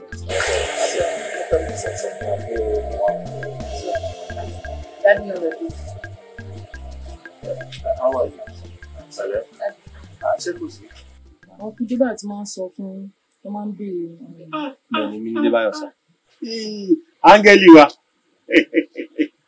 wò ó ní ṣubú dànù wàá máa lọ rí wàá máa bọ̀ rí àwọn òbí àjèrè ẹ ò ní kú fọ̀tàyọ̀ wò ó gbogbo nǹkan tó ń ṣe fún Ṣọpẹ́ ló ń ròyìn fún mi èèyàn bíi titi ẹ sọ̀rọ̀ inú mi dẹ̀ dùn èmi kan ti ń wo pé ìjọ kan èmi pẹ̀lú àfojú kan ra wa ó ṣe lálejò ni. ẹnu nínú mo ti wà nílé tẹ́lẹ̀ mo dúró dé yìí mo fẹ́ máa lọ ní ẹ̀dẹ́ yẹn sà. ọ̀dà náà báwo wà ní. Ṣọpẹ́ jẹ́ ọmọ kan tó mọ nǹkan tó ń ṣe tó bẹ́ẹ̀ wà very hardworking gan. tẹ́ ẹ bá ní mind dáàdì mo feel pé mo lè bá yín change apartment tẹ́ ń gbé kí tó travel out padà. ẹ wò báwo ikú ṣe mọ ló ṣe fi hàn ra ẹ má tún lọ dáwó nù èyí tẹ́ ẹ ń ṣe fún yẹn náà ó ti dáa. ó wà òkè bọ̀ ibẹ̀ yẹn tún máa wà òkè jù báyìí lọ sà. a jẹ́ pé bọ́lọ́run ṣe fẹ́ nìyẹn kò sí problem. bí mo fẹ́ bọ̀ burúkú wo nìyẹn àkọ́kọ́ mo kéré sí bọ̀dá yẹn irú rẹ̀ dẹ̀ wo nìyẹn mi ò lè fẹ́ wọn láéláé. Ṣọpẹ́ ṣé wò mọ̀ pé kò sí kékeré ìfẹ́ ṣá mo jẹ́ ẹ sọ fún ẹ kò sí ọkùnrin tóbìnrin ò lè bá dọ́gba ṣé o mọ̀ pé tí ọ̀rọ̀ wà àti ẹni tá à ń sọ yìí tọ́rọ̀ yín bá wọ̀dọ̀ ó lè gbé ẹ travel àbí ṣé condition dá wa yìí ṣó tẹ̀wọ́ lọ́rùn ni. lóòótọ́ kò tẹ́ mi lọ́rùn but dáàdì ṣe fẹ́ tí mi sì kọ́ tí kò tọkàn mi wá ni. Ṣọpẹ́ èmi ni mo bí ẹ o mi ò dẹ̀ lè rí náà lẹ̀ kí n jẹ sínú ẹ̀ níwọ̀nba ìgbà tí ìwà àti kọ́ ìkọ́ra wo gbogbo nǹkan tó ti ṣe fún wa àgàgà ìwọ ẹni àwọn olówó ra ilé fún mi ọ̀la ó fún mi ní iye báyìí o ṣé bí nǹkan ṣe rí inú ilé ìtẹ́lẹ̀ ló ṣe ó mọ nǹkan tó fi ránṣẹ́ sí wa táwọn náà fi mánéjà ara wa ọwọ́ ẹ̀dẹ̀ ló kù sí nítorí ìwọ ló lè yọ wá nù àjàgàdà wa yìí. ó dáa màá máa rò. máa rò kankan ìwọ ni kò gbára lẹ̀ súnmọ́ adẹ̀ ń sọ àrúwírú òwírú kí ló tún rò ìwọ ni kò mára lọ.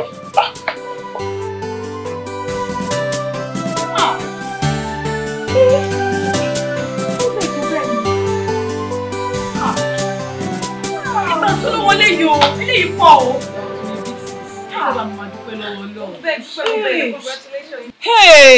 nǹkan tẹ́mi ṣàmọ̀ ni pé ká má máa ṣàbòsí òótọ́ ọ̀rọ̀ ni ká máa sọ. Madam Faith ẹjọ kéèyàn kó má gbé bad òwe wá sí ní tà ń sọ because à ń celebrate ni ìyẹn ó gbé nǹkan oríire wá ó gbé mọ́tò wá ní tí wọ́n ní láti máa bá a fẹ́ yín kí ni wàá dùn síjọ tó rẹ no even go there no carry that one enter this one how they talk so. ẹ wo big sis wíwá tí mo wá lé ní mo wá gbé yín jáde ni. that's the spirit.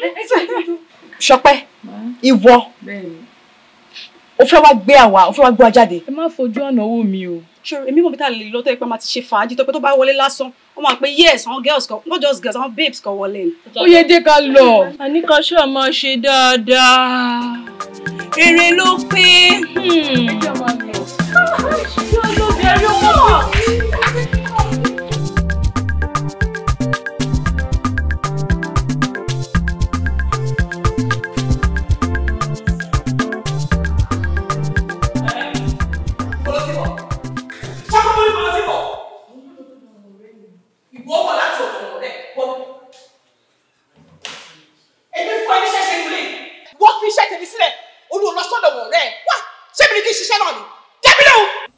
mo ti ṣe inú ìtẹ́lẹ̀ mo ti bá dé pé màá wá parí ètò òkú ni. tó bá dé wàá ṣiṣẹ́ àbò ṣé pọ̀lú ni ẹni o tún wọlé ẹ̀rọ yóò gbé mọ́tò ọkọ mi jáde without my permission in this house tí mo wà lólé.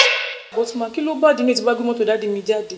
àbúrò ìbò kò lè ṣọ́ ṣépè fún ẹ mọ́tò dáàdi ẹ pẹ̀lẹ́ o ọmọ ní bàbá wá ṣọ́ ilé tó wà yìí bàbá tí wọ́n mẹ́nu bá ẹ ọkọ tẹ̀ mẹ́lẹ̀ nǹkan tí ọkọ mi bá dẹ̀ ní èmi mo ní má lọ ronú kọ́ má lọ sùn gbọ́ ẹ my father's property is my property not here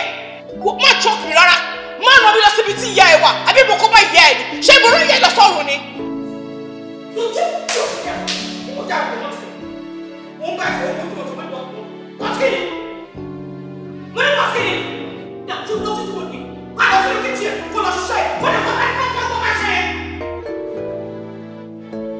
ẹ̀kúrò ìlọ́wọ́ yìí ìbí fún ẹni ṣe kọ́ àbájáde ni wọ́n ṣe àbí tó o bá ṣiṣẹ́ tó o jọ òun lórí gbogbo bá ṣe àwọn ọmọ ṣé o ti ṣe àwọn ti ṣe yóò. àwọn èèyàn dájú gan as in mo ṣe ní imagine ṣá just like that àwọn èèyàn burú o.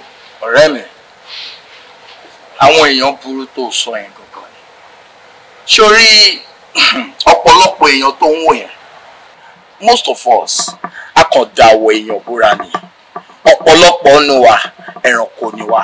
I am very very sorry to say this. because ọ̀rọ̀ yìí ó ṣì ń rú mi lójú bákan bákan but anyway wo jẹ́ kó máa sá kò síbi tó lè sá lọ lórílẹ̀‐èdè ayé yìí ọ̀rọ̀ a máa bà ẹgbẹ̀rún Samuel kò lè sá mọ́ Ọlọ́run lọ́wọ́. ọ̀rẹ́ ṣé wo mọ̀ pé bájá bá lógún ọdún láyé ẹran ògún ni. ẹran ògún ni wàá ṣeré padì mi. èmi ké ọwọ́ mi á bà. wo ìwọ tiẹ̀ filẹ̀ jẹ́ kó sá. èmi ké máa mú. wo ṣé o ti fẹ́ gbóhùn tó ọ̀rọ̀ bó ṣe wà ẹ́ kò síbi tó lè wọ̀ ní orílẹ̀-èdè ayé yìí tá à ní wà jáde. èmi ké máa fàyà pẹ̀rẹ̀pẹ̀rẹ̀.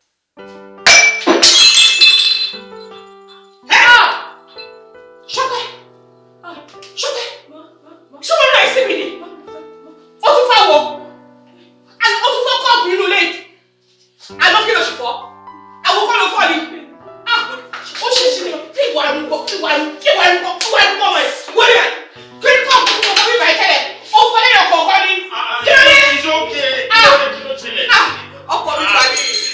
ọkọ̀ mi gbà mí ó rọra ó máa yọ sùn fọ́ọ̀kọ̀ just yesterday nílẹ̀ lẹ́bí báyìí ó fọ́ plate kí ṣe é kọ́ plate mẹ́fà ló kó pọ̀ tó dẹ̀ fọ́ and she was cooking in this kitchen she was upstairs ó dẹ̀ gun oúnjẹ tó ń sè ojo débi pé pọ́ọ̀tì ò ṣe é fọ́ ọmọ kò ṣe é lò mọ́ asọ́nù ni kí ló dé ṣé ó bẹ́ẹ̀ sí mi ni bẹ́ẹ̀ kó wọ́n ìkọ̀ṣẹ́ lò nílé ìbọn ó ti bàjẹ́ washing machine náà same thing kí ló dé lẹ́gọ́. it's okay Ṣọpẹ́ kí ló dé kí ló ṣe gan kí ni problem ẹ. it's a mistake. mistake what do you mean mistake wo dani ojú ẹsẹ kọlọ rẹ yìí o ojú kọlọ tó wà lẹ yìí o we have to do something about it. ó fẹ́ dábí gbèsè parí. àwọn kọ́ọ̀pù mi lè lọ sí fọ́tò àtàwọn place. Shut up, stop saying sorry. Sorry for what? You better be sorry for yourself. Mo gbẹ́ fún okun ẹ lórí. Nonsense.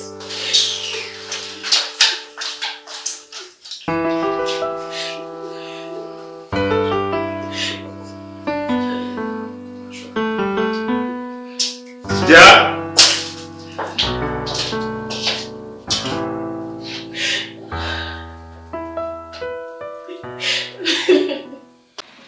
ìṣòtítọ́ lérè o ibi nǹkan tí èèyàn bá ń ṣe kí wọ́n ṣàmà ṣòtítọ́ nítorí one day títọ́ máa ń gbèyàn o. kò ń ṣe gbogbo ìgbà lọ títọ́ ń gbèyàn. ṣé nílùú táwa ni òtítọ́ ti fẹ́ work kò lè work kí tó ń sọ̀rọ̀ báyìí òtítọ́ ń work yìí o in fact ó work lọ́wọ́lọ́wọ́ báyìí nítorí gbogbo nǹkan tí mò ń sọ yìí ọ̀rọ̀ gẹ́ ọ̀yẹn ni mò ń sọ o bí ọ̀tún tàmùlà lọ́dọ̀ ya kan yìí òtítọ́ ti work nínú life gẹ́ ọ̀yẹn o rí mọ́tò tó ń lọ sí i life ẹ̀ ti change ẹ kàn máa ṣòtítọ́ o ó lè pè yín lọ́jọ́ kan.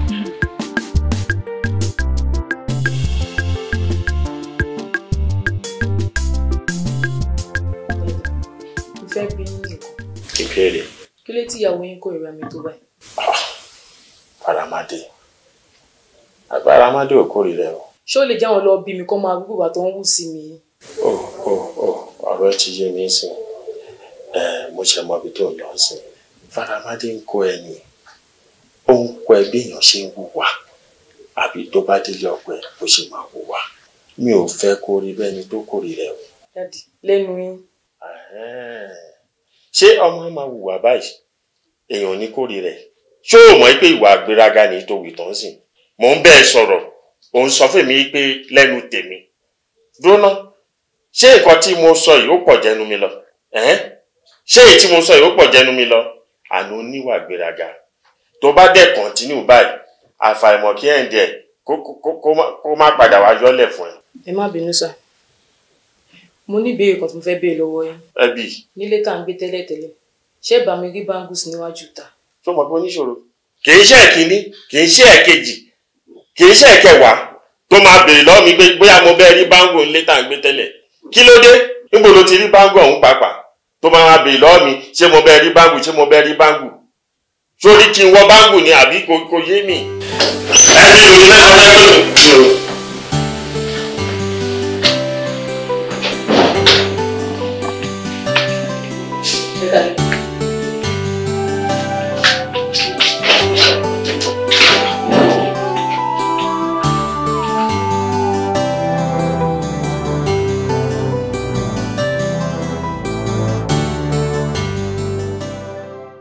Bó ṣe sọ̀rọ̀ fún yín lẹ́ẹ̀kan wa ọmọ mi ó ní ìdíje kan tó fẹ́ ṣe lórí ẹlẹ́ṣẹ̀ ni sportman ni wa but ìdíje tá a fẹ́ ṣe owó ni kò lè sọ lọ́wọ́ wa torí under 10 wọ́n fẹ́ lọ jà ní outside ni mo wá sọ ló ti ẹnìkan wá ní à pé tí wọ́n bá dáàdi pé wọ́n máa ń support àwọn sport gan pé kò dẹ̀ sẹ́ni tó déwájú wọn tí ó ní rẹ́rìn jáde torí ẹ̀mí sọ pé tí wọ́n wá ti mú ọmọ mi ti máa ń tè ní wà bàdúrà.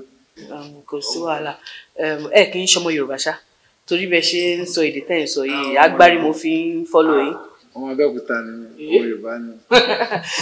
Ọmọ yìí yẹn ń kọ́ ṣó wà nílé ni. Ó wà níbi òun ló jókòó yìí. Òun ọmọdé lélẹ́yìí. Àti kékeré mo ti ń kọ lẹ́sẹ̀ àti fọyọ̀ Adó sọ̀rọ̀ fún mi. Yes, he's very. I've been training me since I was young. I'm a very good boxer, man, and I'm very talented. But you should be in school. You have to go to school now. Yes, ma'am. I'm in school. I'm a very good student. Yes. Wow. So you should have in school. Wọ́n ṣe dáadáa. Àwọn newspaper gan máa ń gbé. Really? That means you're a celebrity. Oh, that's really good. That's really good.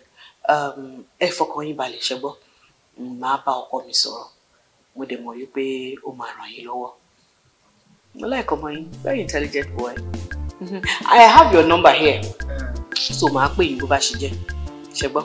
Wá bàdó àbí? Stand up. Ó yá punch ẹ̀dá.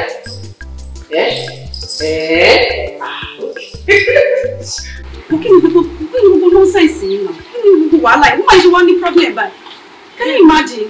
Kí ló ṣẹlẹ̀ ìwà àti tálẹ́jọ́ ń jà? Mo kí ni ó ṣẹlẹ̀? Ṣé kí ló ṣẹlẹ̀ pèmí tó ń ṣe? Wọ́n máa kò tí ì change attitude towards her. It's getting too much. Woman yẹn rí Ṣọpẹ́ bẹ́ẹ̀ ni. Ó rí Ṣọpẹ́ bíi ọmọ kékeré tóun kan lè ṣe ẹni àwọn òun ló ṣe ń bá ṣe gbogbo nonsense yẹn. Kò jẹ́ bá èmi Àṣàbí Adé ṣerú nǹkan tó ṣe yẹn. Woman yẹn ò jẹ́ bá èmi Àṣàbí Adé kò jẹ́ bá mi dánwò ẹ̀ wò. A ti gba Ọlọ́run lọ́gàá. Sure, one thing pé mo tẹ wá like her because she's too calm. Ó ṣe jẹ́ pé sì tó wá dé everything wà okay ni woman wá misbehave tó ń treat ẹ ní ọ. Woman treat ẹnu lé bàbá ẹ̀. But kí ló fi ìpàlẹ̀ ṣe sí báyìí?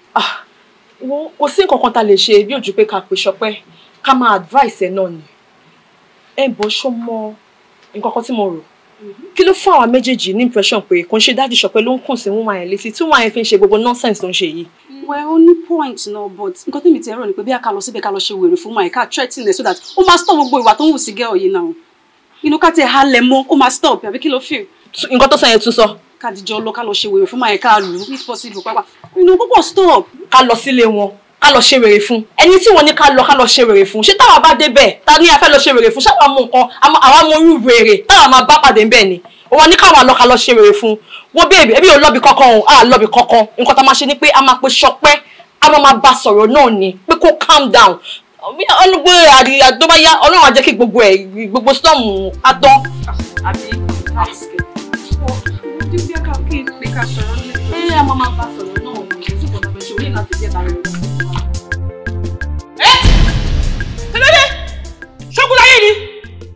Ìwọ nìkan tán? Olè àpàdé ẹ. Wọ́n lè jẹ́ràn ìjọba yìí. Odógbọ́n ni odó ọ̀jẹ̀rán sínú àwo. Kí ló ṣẹlẹ̀? Ṣó ní last ẹran tó máa jẹ láyé èrè ni? Darling, ẹ gbà mí ẹ̀rà mi kalẹ̀. Ẹ̀rẹ́ran tó máa ń gbé sórí àwo. Daddy, mú mi ló lọ gé sínú ọbẹ̀. Tí bá fi sínú ọbẹ̀ ńkọ́? Ṣé mo ló tọ́ sí ẹ ni? Ṣé mo ní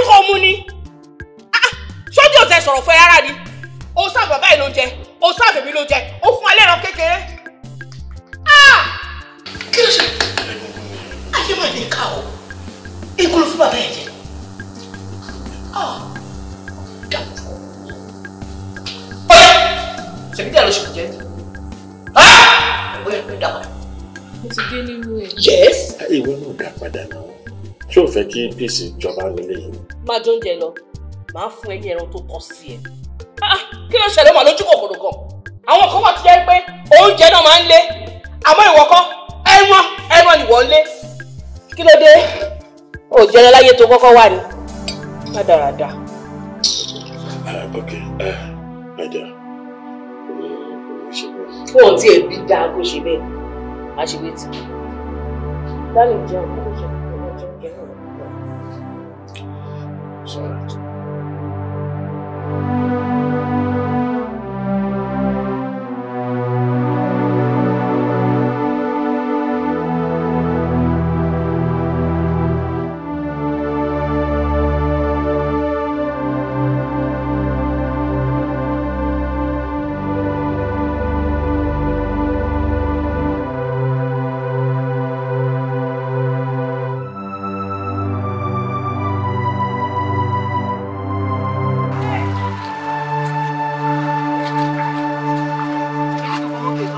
Àwọn náà ni mo ṣe lọ́wọ́, ẹ má bínú, ẹ kàn fún mi 5 minutes, ẹ jókòó síbẹ̀ èdè mi. Ẹ má bínú.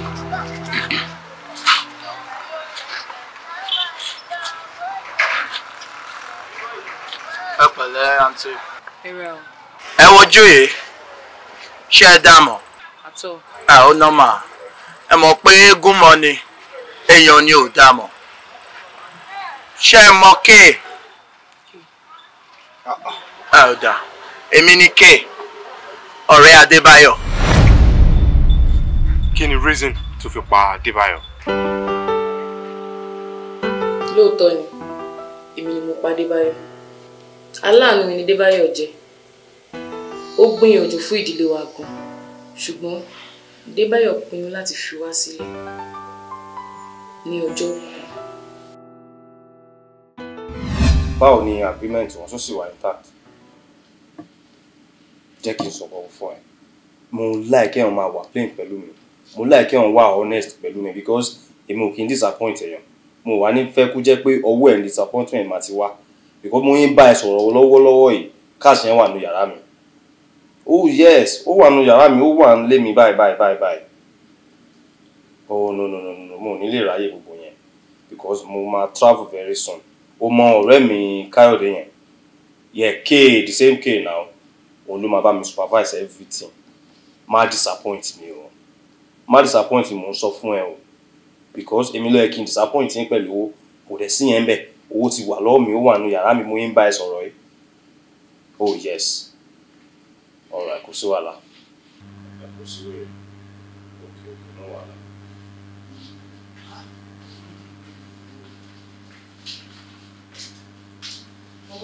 Báwo ni?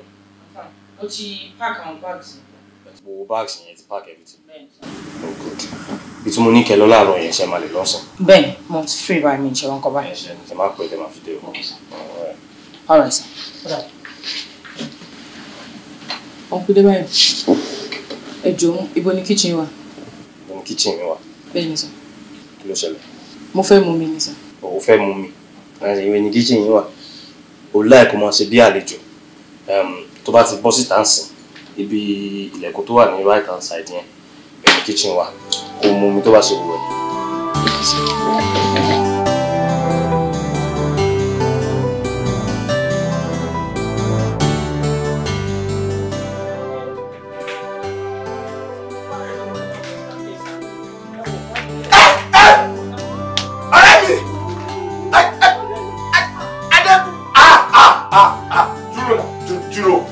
Ọ̀rẹ́ mi pè mí sí. Kí ló ṣe? Gbogbo wọn ti ṣọpẹ́lẹ̀ ni wọ́n rán mi ṣe sí ni mo bọ́ tẹ ìgbà mi ọ̀gá mi. Jáde ní ọ̀gá. Yes. Mo rí lórí ọ̀kadà. Ọ̀gá ìdílé. Débáyọ̀.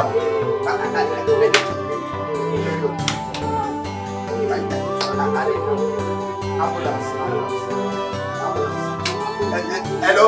Jọ̀pẹ́, kí ló sún ẹ sí gbogbo ilé? Daddy, mo rí bí ẹ fẹ́ tọ́jú mi, ṣùgbọ́n kò ságbára ẹ̀. mo rí wàhálà àti ìdààmú yín lórí mi ó jẹ́ kí n ṣe nǹkan tí mi ò ṣe ni mo fi gbé owó náà wá sẹ́nu ọ̀nà ilé níjọ́ náà mo ṣọ́ yín títí tẹ́ fi gbé owó ìwọlé tani tí bá rántí pé máa ń bí ṣé bá mi rí bangles owó yẹn ni mo ń béèrè lọ́wọ́ yín àmọ́ sọ pé èrè owó inú owó náà tí mo gbé mo lè fẹ́yàwó yín tó fi fìyà jẹ mí kí ìdíbí ọkọ ṣe sí òun ló jẹ́ kí n jẹ́wọ́ fún wọn. Ṣọpẹ́ lálákọ̀ọ́kọ́ mo fi ẹlẹ́dẹ̀ bẹ́ẹ̀ mo fi Ọlọ́run tó tèmi àti ẹ mo fi bẹ́ẹ̀ má bínú sí wa sórí títí ìyàwó mi tó ní òbúrú ìyàwó mi ò burú bó ṣe mọ ìwà títí ẹ wo ló ṣe ń wù ẹ́ mi ò fẹ́ kó rí bí aláìdá nípa títowó tó ń sọ lóòótọ́ ni òótọ́ ni mo rí owó yẹn níwájú ìta wa but nígbà tí màá rí owó yìí òtútù mú mi ẹ̀rù bà mí ibi báwo ni kí n sì máa dé ibi yìí mo gbé mi ò wá mọ bó ti fẹ́ fi ṣe bí ṣe lọ́pọ̀ ọ̀rẹ́ mi kan. Mo lóko kí ló lórí mo rówó ó rí dájú pé owó ni ó dá mi lójú o owó tí mo rí ó pọ̀ gan-an nígbà tó rárí nǹkan kí ló ṣe. Èmi tẹ́ ń wo pé kọ́ máa lọ kó má mú gàrí sólúwẹ̀ lọ́wọ́ mi ò fẹ́ káwọ́ sẹ́yìn rojọ́ mo wá wò pé bóyá kí n kó gbé lọ sí station bọ̀ kí n tó lọ sí station mo ní kí wọ́n fi lọ ẹ náà. Ẹran kù sí ìlú àìlọ́bẹ̀ ìwọ ló gọ̀ tó yìí kí ló dé n tó yẹ kó o fi gbọ́n òun ló fi ga o ò ní ọpọlọ rárá ìwọ tí yà ń jẹ láti bí ọdún kejì tó ò rọ́nà gbégbà sórí tí opportunity yìí tó bá bọ́ mọ́ ẹ lọ́wọ́ mólúkù wà á tálíkà dínkù tí ṣọ́ọ̀ṣì lọ. owó lówó ni tó ń déwájú ń dẹjọ́ ó ń dẹ́yìn ń daṣọ tó bá lọ padà wá ó lè lọ́ máa kojú tọ̀ wọn. wá o sórí owó tó rí àárín èmi ẹ ló wà o àárín èmi ẹ lówó yìí wà ọmọ yẹn ò gbọdọ̀ gbọ́ ẹnikẹ́ni ò gbọdọ̀ gbọ́ sọ̀rọ̀ owó yìí o wọ́n sọ fẹ́nikẹ́ni o. ó lè ní kí n jí owó ẹ̀rọ gbogbo Mr. Foluku gbogbo wọn táyà sọ pátá mo gbọ́ mo bá ń yọ ẹ̀kú oríire o lọ́rọ̀ owó yìí o nítorí gbogbo ìgbà tí gbogbo erí pé erí ṣe pé ìjọ káwá gba gàrí ká jẹba kó má sí kankan lẹ́kẹ́mi náà tí mo àfọlágbá yín fẹ́yìn náà pé kí gbogbo ẹ lè dà ẹ̀kú oríire o báyìí máa yanjú ẹ̀ láyé ra wọn báyìí ká gẹ́gẹ́ ká jọ sọ kókó náà. Ọ̀gbẹ́ni Gẹ̀lání bàbá lọ. níbo lẹ ń lọ tẹ́lẹ̀. ibi náà mo ní ká yí ká kí bẹ́ẹ̀ yàn wá kórè ká dé mo máa yọjú owó yìí náà ni. ṣé mo pè ẹ́ sọ̀rọ̀ ni. tí mo owó tó fi ti gbọ́. níwọ̀ tó wá yálégbé lọ́wọ́ mi tó wá sin kọ́kọ́rọ́ lọ́wọ́ mi ìwọ ń padà bọ́ sí olóńgbọ́rọ̀ owó. bàbá láńlọ́dọ̀ ọ̀rọ̀ owó là ń sọ yìí ọ̀rẹ́ wa. kí ló pọ̀ ẹ́ àbí mo dẹnu mọ́ ẹ ó jẹ́ ṣe níbo lẹ ti rí oníkùn iná ya wèrè lélẹ́yìí kẹ́ mò ń bá ọ̀rẹ́ mi sọ̀rọ̀ ó jẹ́ wájú ẹni sí. ọ̀tá yín lèmi jẹ́. báwo ni wọ́n ṣe jọ́ ọ̀rẹ́ mi ṣé nǹkan ṣe tí mo yáwó lọ́wọ́ ẹ̀ yẹ́lẹ̀ tí mi gbà ti dọ̀rẹ́. bàbá kú oríire. ẹ̀yin wo mọ́dúkù wọ́n dá wèrè lóhùn.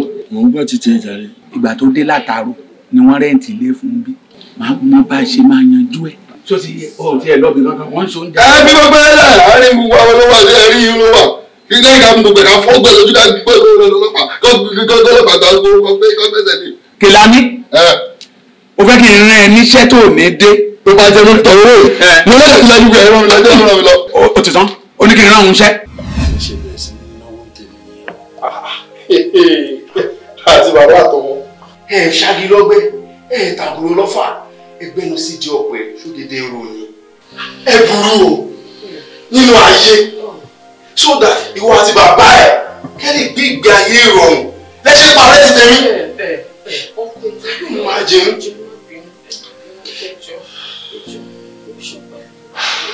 Jọ̀wọ́ fọlọ́run bàbẹ́ dáríjì mi ò mọ wípé ìwọ ló ní gbogbo owó tà ń lọ látijọ́ ẹ̀. Jọ̀ọ́ torí Ọlọ́run kókó dé mọ́ ọ̀wọ́ o. I'm a very nice person o. Ìwà mi ni mò ń wò kí ṣe pé bí a mo burú mi ò burú rárá. You know I love you, you do, right?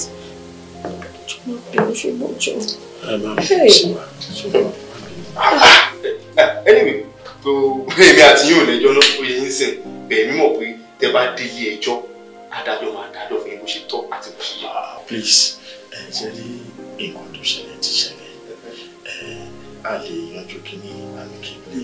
Bẹ́ẹ̀ ni ọkùnrin ẹjọ́ mo fọlọ́ máa bẹ̀rẹ̀ ṣe owó yẹn wọ́n lè dá padà gbogbo nǹkan tó ti fowó yẹn ṣe we sell it off á gbogbo ẹ̀ gbogbo nǹkan tó fi ṣe wọ́n á tà á. Fún ẹ máa ó bọ́ sí ẹ máa lọ sí ọ̀run ẹ máa lọ kó yẹn nípa.